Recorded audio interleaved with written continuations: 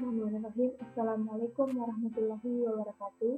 Perkenalkan, nama saya Andi Tubit Purnamasari dengan NIM 20040101070.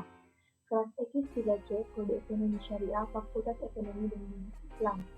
Baiklah, pada kesempatan kali ini saya akan menjelaskan materi mengenai perusahaan, di mana materi ini terdapat dalam mata kuliah aspek hukum ekonomi dan keuangan syariah.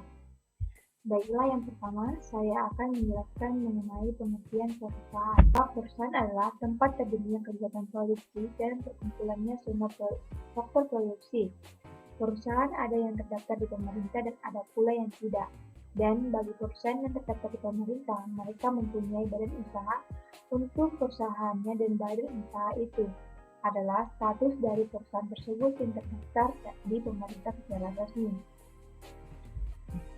Sedangkan dalam Undang-Undang Nomor 13 Tahun 2003 tentang Ketenagakerjaan bahwa yang pertama, perusahaan ialah setiap bentuk usaha yang berbadan hukum atau tidak, memiliki hukum atau tidak, milik orang perseorangan, milik persekutuan atau milik badan hukum, baik milik swasta maupun milik negara, yang mempekerjakan pekerja atau buruh dengan membayar upah atau imbalan dalam bentuk lain. Yang kedua, perusahaan adalah usaha-usaha sosial dan usaha-usaha lain yang mempunyai pengurus atau mempekerjakan orang lain dengan membayar upah atau imbalan dalam bentuk lain. Adapun pengertian pengusaha yang tercantum dalam Undang-Undang Nomor 13 Tahun 2003 Pasal 1 Ayat 5 ialah: yang pertama, orang perseorangan, persekutuan atau badan hukum yang menjalankan suatu perusahaan milik sendiri. Yang kedua, orang perseorangan, persekutuan atau badan hukum secara berdiri sendiri menjalankan perusahaan bukan miliknya. Yang ketiga, orang perseorangan, persekutuan atau badan hukum yang berada di Indonesia mewakili perusahaan sebagaimana dalam huruf A dan B yang dimaksud dalam penyitaan 1 dan 2 yang berkedudukan di luar wilayah Indonesia. Oleh karena itu, bahwa suatu yang dapat disebut sebagai perusahaan apabila memiliki unsur-unsur sebagai berikut. Itu yang pertama, bentuk usaha, baik dijalankan secara orang perseorangan atau badan usaha. Yang kedua, melakukan kegiatan secara tetap dan terus-menerus. Dan yang ketiga, tujuannya adalah untuk mencari keuntungan atau laba. Dengan demikian, dari beberapa definisi di atas dapat disimpulkan bahwa pengertian perusahaan adalah semua jenis usaha yang berjalan terus-menerus secara terang-terangan terbuka yang berbadan hukum atau tidak, baik memiliki perseorangan ataupun milik persekutuan, yang bertujuan untuk mendapatkan keuntungan serta yang mempekerjakan pekerja atau buruh dengan membayarkan upah atau imbalan dalam bentuk lain. Selanjutnya, kita membahas mengenai macam-macam perusahaan. Menurut Cindawati, perusahaan itu terdiri dari dua macam, yakni perusahaan swasta dan perusahaan negara. Saya akan membahasnya satu persatu. Yang pertama itu perusahaan swasta. Perusahaan swasta adalah perusahaan yang modal seluruhnya dimiliki oleh swasta dan tidak ada campur tangan pemerintah. Adapun perusahaan swasta ialah sebagai berikut, yaitu yang pertama perusahaan swasta nasional, perusahaan swasta asing, perusahaan swasta campuran. Yang kedua, perusahaan negara. Perusahaan negara adalah perusahaan yang seluruh modal atau sebagian modalnya dimiliki negara Indonesia. Di sampingnya ada macam-macam perusahaan, ada pula bentuk-bentuk perusahaan. Adapun bentuk perusahaan yang diatur dalam KUH yaitu perseroan. Perseroan adalah suatu bentuk kerjasama yang paling sederhana. Oleh karena tidak ada penetapan jumlah modal tertentu yang harus disetor, bahkan dapat diperbolehkan pula seorang anggota hanya menggunakan tenaga saja. Perseroan ini mempunyai tujuan antara lain untuk menjalankan bersama suatu pekerjaan tetap, misalnya kerjasama pengacara-pengacara, kerjasama arsitek-arsitek, dapat juga menjalankan kursus memegang buku antara beberapa guru. Malahan dapat bekerja untuk menjalankan suatu perusahaan asalkan perseroan itu tidak dijalankan dengan nama bersama yang disebut firman. Yang kedua, bentuk-bentuk perusahaan yang diatur dalam kitab undang-undang hukum dagang, yaitu yang pertama perseroan firma. Perseroan firma adalah tiap-tiap perusahaan yang didirikan untuk menjalankan suatu perusahaan di bawah suatu nama bersama, di mana anggota-anggotanya langsung dan sendiri bertanggung jawab sepenuhnya terhadap orang ketiga. Yang kedua, perseroan komanditir atau CV,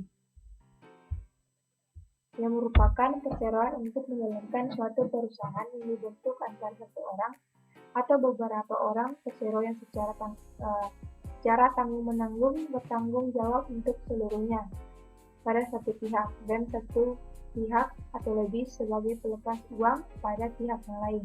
Yang ketiga, ada perseroan terbatas, yang merupakan suatu bentuk perseroan yang didirikan untuk menjalankan suatu perusahaan dengan model perseroan tertentu yang terbagi atau saham-saham, di mana para pemegang saham ikut serta mengambil suatu saham atau lebih dari melakukan perbuatan hukum dibuat oleh nama bersama, dan tidak bertanggung jawab sendiri untuk persetujuan perseroan itu, dengan tanggung jawab yang semata-mata terbatas pada modal yang mereka setorkan.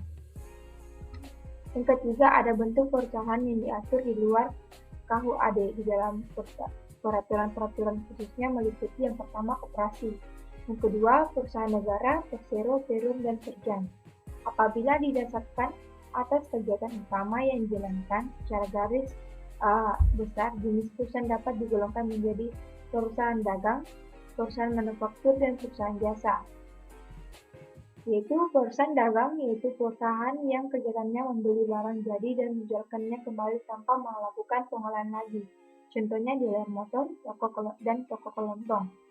Yang kedua ada perusahaan manufaktur atau pabrik, yaitu perusahaan yang kegiatannya mengolah bahan baku menjadi bahan jadi dan kemudian menjual barang jadi tersebut. Contohnya pabrik sepatu dan pabrik roti. Yang ketiga ada perusahaan jasa, yaitu perusahaan yang kegiatannya menjual jasa, contoh pengacara dan kantor akuntan. Selain mempunyai macam-macam dan bentuk-bentuk perusahaan, juga mempunyai manfaat yang berguna bagi kehidupan manusia. Berikut adalah manfaat perusahaan bagi kehidupan manusia dan negara. Yang pertama adalah sebagai penyedia produk berupa barang dan jasa seperti yang kita ketahui bersama. Aktivitas ataupun kegiatan perusahaan biasanya berkaitan dengan aktivitas penyediaan produk dan jasa bagi masyarakat umum yang khusus, yang mana setiap penggunaan produk dan jasa disediakan harus membayar dengan jumlah atau nominal uang tertentu. Yang kedua, penyediaan lapangan kerja. Dalam menjalankan aktivitas usahanya, setiap perusahaan biasanya membutuhkan tenaga kerja sebagai salah satu faktor produksi. Dengan adanya perusahaan, berbagai macam lowongan pekerjaan akan tercipta secara otomatis sehingga angka pengangguran dapat ditekan. Yang ketiga, yaitu sebagai media investasi. Bagi kalangan pebisnis, perusahaan merupakan salah satu lahan investasi yang sangat menguntungkan. Yang keempat, media mencari keuntungan.